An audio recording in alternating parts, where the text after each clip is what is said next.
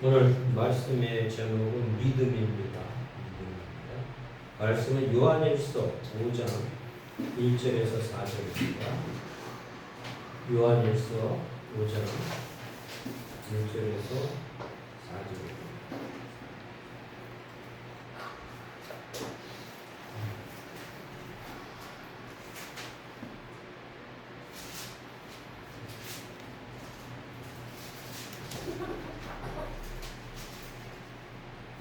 찾으신 줄 믿고 공부하겠습니다. 예수께서 그리스도이심을 믿는 자마다 하나님께로부터 난 자니 또한 낳으신 이를 사랑하는 자마다 그에게서 난 자를 사랑하시느니라.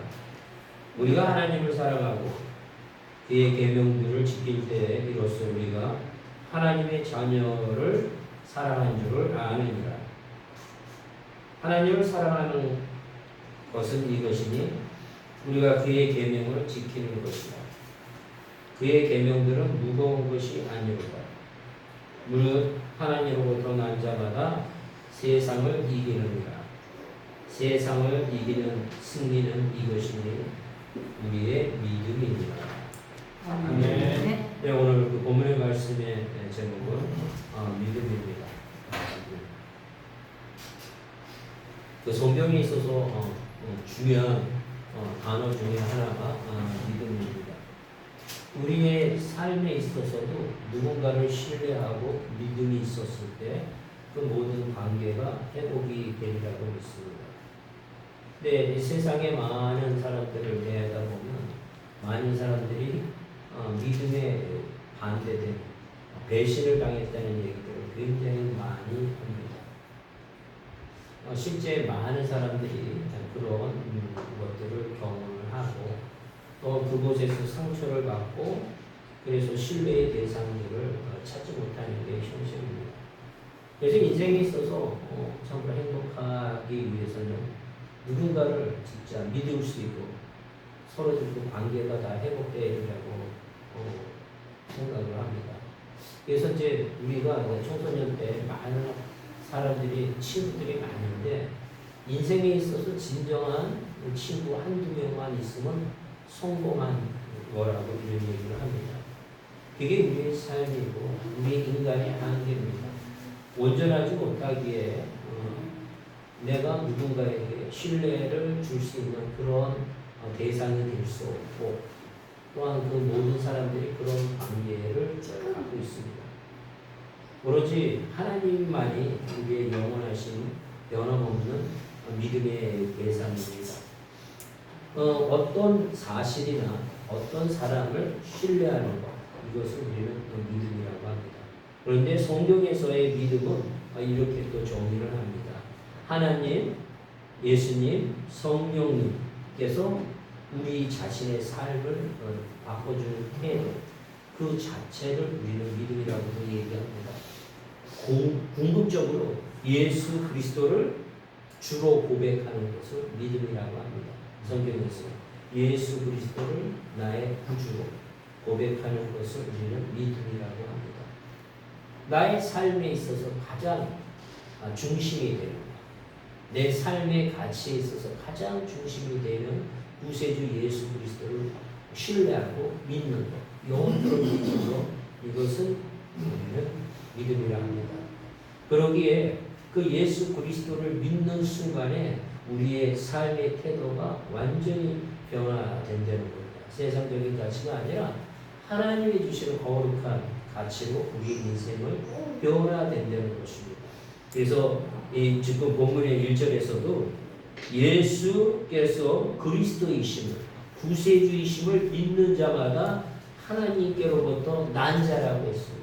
이 얘기는 하나님께로 난 자라는 얘기는 다르게 얘기한다면 하나님의 자녀라는 얘기입니다. 우리의 정체성이 예수 그리스도를 통해서만이 우리의 정체성이 하나님의 자녀인 것을 깨닫게 된다는 겁니다. 그래서 세상의 어떠한 가치하고도 비교할 수 없는 하나님의 거룩한 자녀로서 살아가게 된다는 겁니다. 하나님은 거룩하기에 너희도 거룩하라고 이렇게 얘기했는데 예수 그리스도의 보혈의 피값으로 통하지 않고서는 우리는 절대로 우리의 행위와 우리의 노력으로는 절대로 그 죄성에서 벗어나지 못한다는 겁니다. 그러기에 우리는 예수 그리스도를 온전히 믿어야 됩니다. 그러야만이 그 거룩함이, 그 의로움이 하나님께서 우리하고 교제교통을 할 수 있게끔 길이 열린다는 것입니다. 진리 되시는 또 우리의 생명 되시고 우리의 길 되시는 구세주 되시는 예수 그리스도를 통해서만이 우리의 삶이 하나님을 믿을 수 있게 된다는 얘기입니다. 우리의 고백이 매일매일 넘치기를 바랍니다. 우리가 매일매일 우리가 세수를 하고 샤워를 하듯이 우리가 이 세상에 살면서 세상적인 가치가 우리에게 묻을 수밖에 없습니다. 그러기에 우리는 말씀으로 예배를 통해서 깨끗이 회복되는 역사가 있을 줄 믿습니다. 그래서 주일 예배 때 바로 이 하나님께서는 우리에게 그런 삶을 살 수 있도록 우리에게 오게 하셔서 하나님을 말씀을 통해서 다시금 우리가 거룩한 백성으로 살아갈 수 있도록 우리를 이끌어가고 계시는 겁니다. 그래서 마태복음 16장 16절에도 그 유명한 말이죠. 시몬 베드로가 대답하여 이르되 주는 그리스도이시요 살아계신 하나님의 아들이십니다. 이런 고백을 합니다. 이것도 궁극적으로는 성령이 함께 하셔서 이런 고백을 할 수 있다는 것입니다. 그러니까 우리가 어느 곳에 가든지 많은 기독교인들이 직장 생활에서 자기가 크리스찬이라는 것을 고백하지 못하는 경우가 있습니다. 온전하지 못하니까 그렇겠죠. 우리가 입술로 선포했었을 때 하나님께서 우리와 함께 하셔서 그 모든 것들이 회복되게 하시고 그래서 우리는 우리의 정체성을 나타내야 됩니다. 그래서 하나님께서는 그 나타남으로 인하여 그가 복음의 사역자로 쓰임받을 수 있도록 붙잡아 주신다는 겁니다. 우리는 우리의 삶의 인생의 여정 속에 그 하나님을 증거하는 것, 내 아버지를 증거하는 것, 전능하신 창조주 하나님이 이 세상을 창조하셨고 우리의 삶을 주관하여 주시고 여기서 이 세상이 끝나는 것이 아니라 심판의 자리에서 예수 그리스도를 통해서 우리는 천국에서 영생을 누리면서 하나님을 찬양하며 하나님과 함께 그곳에서 생활할 수 있게끔 하나님은 우리 모든 것을 보장하셨다는 겁니다. 그러기에 하나님은 그 사랑이시기에 그 사랑이 너무 크시기에 예수 그리스도를 통해서 우리 대신 돌아가 주시고 그 모든 것들을 주셨어요. 가장 귀한 생명을 주셨어요. 우리는 그 생명을 통해서 죽을 수밖에 없던 저희들의 삶이 예수 그리스도의 생명으로 그 사랑의 생명을 통해서 회복돼서 항상 어떤 한강 속에서도 하나님을 바라보며 하나님을 찬양하며 하나님의 자녀로서 살아갈 수 있다는 것입니다. 이 얼마나 중요한지 몰라요. 우리의 그 삶의 정체성이라는 게 얼마나 중요한지 몰라요. 우리는 이 세상에 다른 것 가치하고 비교할 수 없는 하나님의 자녀로서 우리는 거듭났다는 겁니다. 그러기에 모든 죄악이 우리에게 온다 할지라도 그것을 예수의 권세의 이름으로 능히 이길 수 있는 권세를 갖게 된 겁니다.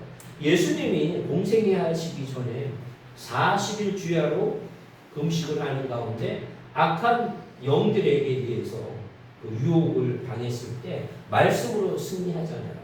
우리의 삶도 마찬가지입니다. 우리가 하나님의 자녀로 거듭나고 나서는 분명히 많은 악한 것들이 세상의 유혹들과 이런 것들이 우리를 유혹하고 우리를 쓰러뜨리려고 하는 우리가 좋아하는 우리의 연약했던 부분을 터치하면서 우리를 하나님의 자녀의 정체성을 얻게 하려고 만약 네가 하나님의 자녀이거든 이렇게 물어봅니다. 심지어 예수 그리스도에게 예수 그리스도 하나님의 아들이시잖아요. 독생자 하나님의 아들임에도 불구하고 그 사탄은 네가 만약에 하나님의 아들이거든 가정법을 써갖고 아니되는 것을 이렇게 내포하게끔 질문을 합니다. 우리의 삶 속에서도 우리의 삶이 하나님의 자녀라는 것을 강력하게 온전히 믿는다면 우리가 어떠한 상황 속에서도 승리할 수 있다는 것을, 죽음을 이기셨기 때문에 죽음을 이기신 분이에요. 그러게 우리의 삶 속에서도 가장 두려운 죽음을 이길 수 있다는 겁니다. 예수 그리스도가 그리스도이심을 우리가 믿는 자마다 하나님께로 난 자라고 한 거예요. 그러게 하나님의 말씀의 권세를 갖고 선포하는 것대로 그대로 되는 거예요. 예수님이 그 모든 병자들, 귀신 들린 자들, 죽었던 자들, 연약한 자들 다 낫게 하셨죠. 근데 그들도 믿었기에 낫게 된 겁니다. 그들이 우리가 박수를 치다 그런다면 양소리 부딪혀야 소리가 나듯이 하나님이 역사하셨을 때, 예수님이 역사하셨을 때 그들이 예수 그리스도가 구세주임을 알고서 간구했었을 때, 그 믿음을 갖고서 간구했었을 때 역사가 일어난다는 겁니다. 그 육적인 것뿐만 아니라 영적인 것, 영적인 게 너무 중요한 거예요. 우리는 육은 잠시 있다 사라지는 거지만 우리 영은 그렇지 않다는 거예요. 그래서 하나님께서는 그 나병 환자 10명이 왔었을 때 맨 마지막에 사마리아의 그 나병 환자만 와서 감사를 드리고 궁극적으로 구원의 자리에 가듯이 우리에게 많은 복음의 사역자들을 통해서 병이 치유됐다 할지라도 끝까지 그 복음의 말씀을, 예수 그리스도가 그리스도이심을, 구세주임을, 메시아임을 알고서 끝까지 찾아오는 사람은 그다지 많지 않다는 겁니다. 성경의 역사를 통해서. 그러기에 우리는 그런 기적을 체험한다 할지라도 더 중요한 예수 그리스도가 살아계신 하나님의 아들인 것을 고백하는 그런 삶을 우리가 살아가셔야 됩니다. 공생애 동안 따라다녔던 그 제자들이 얼마나 많은 이적과 기적들을 보고 또 본인들도 하나님이 주신 그 권세와 능력을 통해서 행합니까? 하지만 그 십자가상에 예수 그리스도가 돌아가셨을 때 그 죽음 앞에서 다 두려워하고 떠는 모습을, 심지어 부인하는 그런 모습들을 우리가 보지 않았습니까? 우리의 삶도 마찬가지라는 거예요. 그 많은 체험을 통해서도 하나님의 영이, 성령이 우리에게 내주하고 있지 않는다면 우리는 그 치료받았던 나병 환자와 같이 예수님을 끝까지 의지하는 그런 삶을 못 산다는 얘기입니다. 그래서 이 구원의 길은 넓은 길이 아니에요. 진짜 좁고 좁은 길입니다. 하지만 어린아이와 같이 순수하게 믿는 것. 하나님이 나의 아버지시고 예수 그리스도를 통해서 나를 구원해 주셨다는 이 사실을 믿음으로 인해서 우리는 그 모든 것들이 깨끗이 여전까지 갖고 있었던 모든 죄뿐만 아니라 앞으로 일어날 모든 인생의 여정 속에 그 모든 것들도 예수 그리스도가 우리를 깨끗이 정결하게 해주신다는 이 사실을 믿으시길 바랍니다. 그래서 제가 예전에도 한번 말씀을 드렸지만 의롭다, 의로울 할 때 의로울 의자죠. 그거에 의자가 양양자의 나자라고 했잖아요. 그 구성이 보면 의로울 의자를 보면 양양자의 나자입니다. 그러니까 내 머리 위에 양이 예수 그리스도를 의미하잖아요. 예수 그리스도가 내 삶의 가장 우선순위, 내 머리에 있었을 때 우리는 의로워진다는 거예요. 그래서 예수를 믿음으로 인하여 우리를 칭의라고 그러잖아요. 그렇게 의롭다 칭해주는 거예요. 완전히 깨끗해지는 거예요.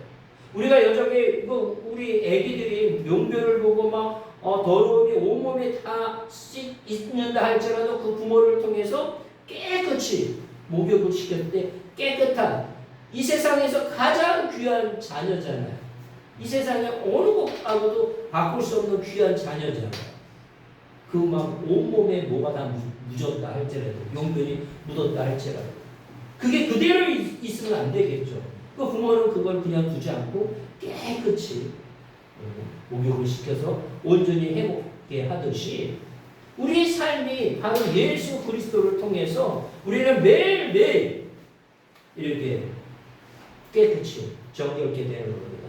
그래서 새벽 예배를 통해서 하나님께 기도하고 하나님의 말씀을 통해서 우리가 죄악된 잘못된 미움의 영, 두려움의 영, 하나님이 원하지 않는 것들이 우리에게 묻혀졌었을 때 예수의 그 복된 보혈로 깨끗이 그러니까 주일 예배 한번 드리는 거하고 공예배 다 드리는 거하고 모든 그 새벽에 단을 드리는 거하고 우리의 삶이 더더욱더 성결된 삶으로 갈 수밖에 없다는 겁니다. 우리 그냥 일상적인 삶 속에서도 마찬가지일 거 아니에요? 그래서 우리가 시간을 정해서 하나님 앞에 나아갈 때 그런 부분들이 또한 그런 것들이 습관화가 돼서 안 가면 되레 불편할 수 있도록까지 하나님과의 관계가 계속 회복되기를 원합니다. 우리 부모님의 관계도 그렇고 친구의 관계도 그렇잖아요. 전화를 하는 친구하고는 계속 전화를 하잖아요. 그런데 이게 수모해져가고 계속 전화를 그렇게 친했음에도 불구하고 자꾸만 소원하게 된다고 점점 이렇게 멀어지는 관계가 됩니다. 결단을 해서 연락을 했었을 때 계속 그 친구가 계속 전화를 하지 못하면 내가 계속 전화를 한다든가 이런 부분들이 있었을 때 그 관계가 회복되리라고 믿습니다. 예수 그리스도께서는 하나님께서는 우리에게 계속 우리에게 메시지를 주셔요. 우리가 친구가 전화를 하듯이 우리의 귀가 막혀 있고 영이 막혀 있고 우리가 거룩하지 않은 죄로 막혔었을 때는 그걸 듣지 못하는 거예요. 하지만 우리가 깨어서 그런 부분에서 하나님의 말씀을 듣고자 그런 사모하는 마음으로 계속 나간다면 우리가 그 모든 것들이 회복이 돼서 그 모든 하나님의 그 귀하고 아름다운 메시지를 들으면서 하나님이 기뻐하는 곳에 나의 삶의 초점을 맞추면서 살아갈 수 있다는 것입니다. 이 두 번째 절에 보니까 우리가 하나님을 사랑하고 그의 계명을 지킬 때 이로써 우리가 하나님의 자녀를 사랑하는 줄 아느니라. 우리는 우리가 하나님을 사랑하고 그의 계명을 지킬 때 그 계명이라는 게 십계명의 가장 근본적인 것이 신약에 와서 하나님을 사랑하고 이웃을 사랑하는 거라고 얘기했잖아요. 그러면 이 계명은 하나님이 우리에게 주신 계명이에요. 그런데 악한 영은 우리에게 하나님의 그 계명에 반하는 미움을 우리에게 주셔서 분란이 되고 깨지게 하고 하는 부분들이죠. 그래서 하나님께서는 우리에게 그 사랑의 계명을 우리에게 주셨을 때 이 계명을 지킬 때 우리가 하나님의 자녀들을 사랑하게 된다는 거예요. 믿음의 자녀뿐만 아니라 하나님의 모든 믿지 않는 자녀들을 사랑하게 돼서 그들에게 복음을 전하는데 우리의 모든 에너지가 나간다는 겁니다. 우리가 하나님의 사랑을 접한다면 그 사랑이 그냥 머물러 있는 것이 아니라 그 사랑이 전이 돼서 그 하나님의 그 자녀들을 향한 그 마음을 전하게 된다는 거예요. 그런데 이것이 이 계명이 어려운 게 아니라는 거예요. 3절에 보니까 하나님을 사랑하는 것은 이것이니 우리가 그 계명을 지키는 것이라 그의 계명들은 무거운 것이 아니라는 거예요. 우리가 생각해 보세요. 우리가 사랑하는 거하고 미워하는 거가 있다 그러면 어느 게 더 우리가 쉬운 거예요. 사랑이 훨씬 쉬운 거죠. 그런데 상처를 많이 받은 사람들, 이 세상에 배신을 많이 받은 사람들은 이 사랑을 할 수가 없는 거예요. 그러기에 그 사람들은 더더욱이나 하나님의 사랑이 필요한 거예요. 영원한 사랑. 어느 누구에게도 배신을 당하지 않는 그 사랑. 그 사랑을 부여잡아야 되는 거예요. 그걸 부어줄 때 그것을 받아야 돼요. 그것처럼 귀한 게 어디 있습니까? 제가 오늘도 이제 교회에 오면서 무슨 생각을 했냐면 우리 인간은 참 이기적인 속성을 갖고 있는데 이 이기적인 거 측면에서도 어떤 측면을 해야 되나? 이 복음의 유익이 얼마나 큰지를 모르기에 사람들은 교회를 나오면 이게 본인이 대략 손해를 본다는 이런 생각들을 갖고 있는 것 같아요. 복음을 막 전해드려도 내가 교회를 가면 내가 잃는 게 많다고 생각하는 것 같아요. 그러니까 복음을 전해도 이게 통하지 않는 거예요. 실은 교회라는 것은, 실은 하나님의 믿음의 공동체라는 것은 그들에게 엄청난 귀하고 아름다운 이익이 있는 것입니다.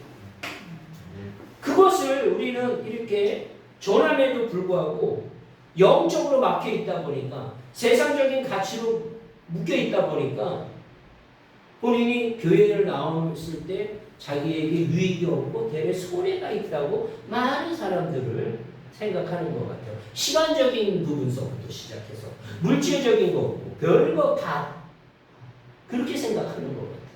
우리가 헌금을 드리는 것도 이게 진짜 얼마나 귀하고 귀한 건지 몰라요. 그 헌금을 드린다는 이 자체는 나의 그 모든 물질을 주신 것도 하나님의 주권을 인정해야만이 드리는 겁니다. 부자라고 헌금 드리는 거 아닙니다. 내 마음에 그 중심이 무엇가 있느냐에 따라 이게 가능한 거예요. 그런 것들을 가져요. 시간, 이거 시간 드리는 거잖아요. 하나님 앞에. 이 시간 드리는 것이 기쁨으로 나오고 할 때 이게 얼마나 큰 그 기쁨의 에너지와 그 기쁨의 그런 것들이 커집니다. 그거를 체험해야 되고, 또한 궁극적인 그 하나님을 통해서 그것이 우리에게 얼마나 유익하고, 이 세대뿐만 아니라 우리가 죽어서도 그 이후에도의 그 세계가 얼마나 귀하고 귀한 건지를 안다 그러면 그 생각이 틀린 거예요. 그러니까 아무튼 오늘 오면서 왜 사람들은 이렇게 귀하고 아름다운 교회들을 이렇게 많은 사람들이 전도함에도 불구하고 오지 못했는가? 얼마나 여기가 큰 세상 것에 가치하고 비교할 수 없는 그 귀하고 보배와 같은 것들이 다 숨겨져 있는 곳인데, 그 하나님의 그 창조주 하나님의 그 부어주심의 그 기쁨과 권세와 능력과 나의 삶의 모든 것들을 드리더라도 아까울 것이 없는 그 하나님을 만나는 약속이에요. 그리고 또 하나님이 주신 그 말씀으로 우리가 온전한 안식을 취하고 근심과 걱정을 다 떨칠 수 있고, 재벌이 아마 근심 걱정이 더 많을 겁니다. 우리가 평범하게 살아가는 사람들보다 재벌들은 엄청난 근심이 많을 겁니다. 하나의 잘못된 의사결정을 통해서도 회사가, 전사가, 전체 그 그룹 자체가 흔들립니다. 인생의 모든 사람들은 내일 일을 몰라요. 앞 일을 몰라요. 내 삶은 매 순간 의사결정을 하면서 살아가는 존재입니다. 그러기에 우리의 이 삶이 전적으로 하나님 앞에 주권을 하나님 앞에 맡기면서 삶을 살아간다면, 내가 지금 이해를 할 수 없는다 할지라도 하나님은 나를 가장 선하고 아름다운 것들로 이끌어 가시기에 그 모든 고난과 아픔도 근심 걱정하는 것이 아니라 그냥 전적으로 아기가 엄마의 품에서 자기를 하나님 엄마의 품에서 이렇게 안식을 취하고 잠을 잘 수 있듯이 우리는 그런 사람이 돼야 돼요. 성도 여러분들, 우리 또한 이 이제 방송을 인터넷을 듣는 유튜버 많은 성도님들도 진짜 어젯밤에 깊은 단잠을 자셨는지 안 자셨는지 한번 생각해 보실 필요가 있습니다. 진짜 깊은 단잠을. 믿지 않았던 자들은 믿음이 들어왔을 때 하나님이 나를 위해서 예수 그리스도를 보내주셔서 전적으로 나를 사랑한다는 것을 체험하고 나서는 똑같은 상황 속에서도 그 잠자리에 들었을 때 그 잠이 틀린 것을 알 겁니다. 우리는 바로 그런 존재입니다. 우리가 살아있을 때나 죽어있을 때나 또한 활동할 때나 잠잘 때나 항시 하나님이 우리를 지키고 계시다는 겁니다. 그렇게 우리는 전적으로 맡기는 겁니다. 아까 그 우리 전도사님이 말씀도 하셨지만 선교사님들 그 오지의 그 죽음의 문제 전혀 문화도 틀린 곳에 가서도 갈 수 있는 것은 하나님의 살아 역사하심에 체험했고 하나님의 말씀에 전적으로 순종하고 또 그것의 복음의 사실이 필요하고 하나님이 선택하셨기에 그곳에 하나님의 말씀에 순종하고 가는 것입니다. 아무나 못 가는 거라고 생각하죠.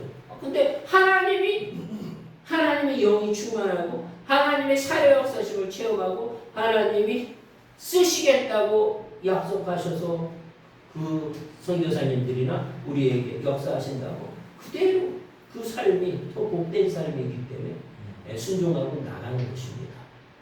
우리는 전적으로 하나님에게 맡기고 전적으로 하나님을 맡겼을 때 그 모든 복되고 아름다운 하나님의 역사에 거기에서 같이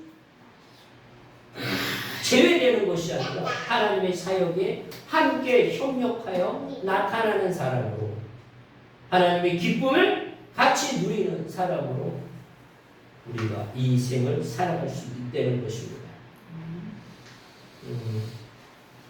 벌써 말씀이 너무 많이 이렇게 지나가는 시간이에요.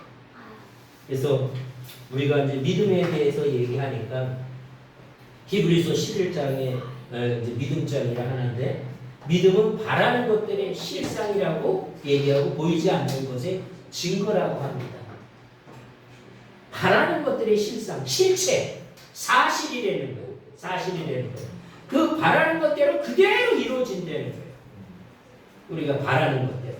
우리가 바라는 것들이 우리의 심령 속에 악한 것들이 우리에게 우리가 점령됐다면 그런 바라는 것들이 세상적인 가치와 나쁜 것들로 다 뭉쳐져 가고 그런 길로 다 이끌어 갈 겁니다.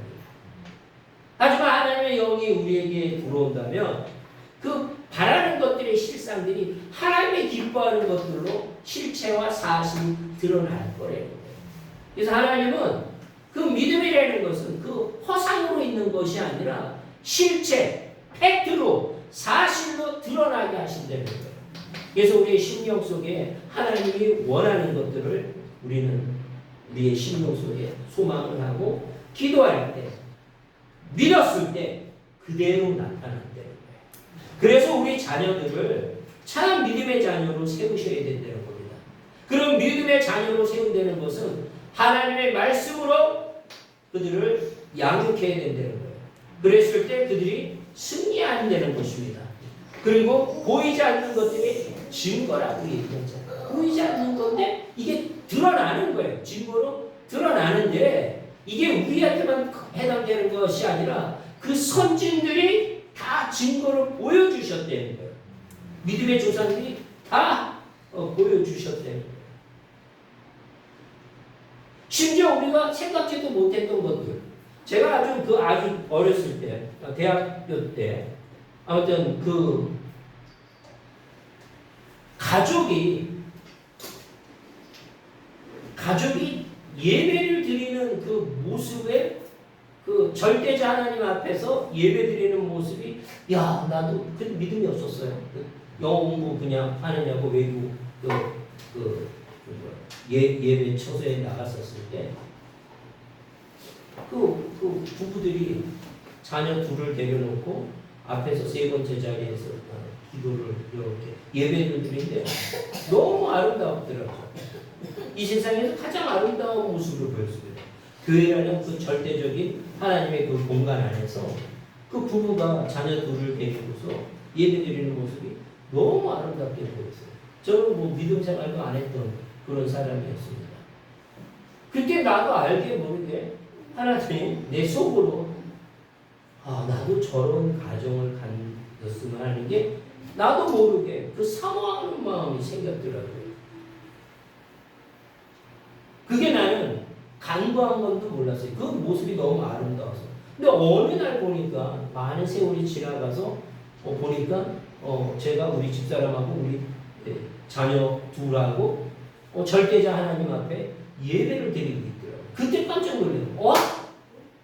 야, 하나님이 이렇게 역사하시네. 나는 그냥 아주 그 옛날에 그냥 소망했던 것들, 보이지 않은 것들이 드러나서 지금으로 나타나더라고요. 그래서 하나님께서는 우리가 막 큰 소리로 하나님에게 간구하는 이런 기도도 필요하지만 내 마음속 깊은 곳에서 진짜 소망하고 있지만 그 소망이 실제 이루어질 수 있을까 할 정도로 그런 내가 소망하는 것들, 하나님이 기뻐하는 것들, 하나님이 얼마나 가정을 귀하게 생각하십니까? 하나님께서는. 그래서 하나님이 아담과 이브를 창조하시고서 그 가정을 만드셔서 하나님 앞에 온전한 예배 드리는 것을 하나님은 가장 귀하게 여기셨습니다.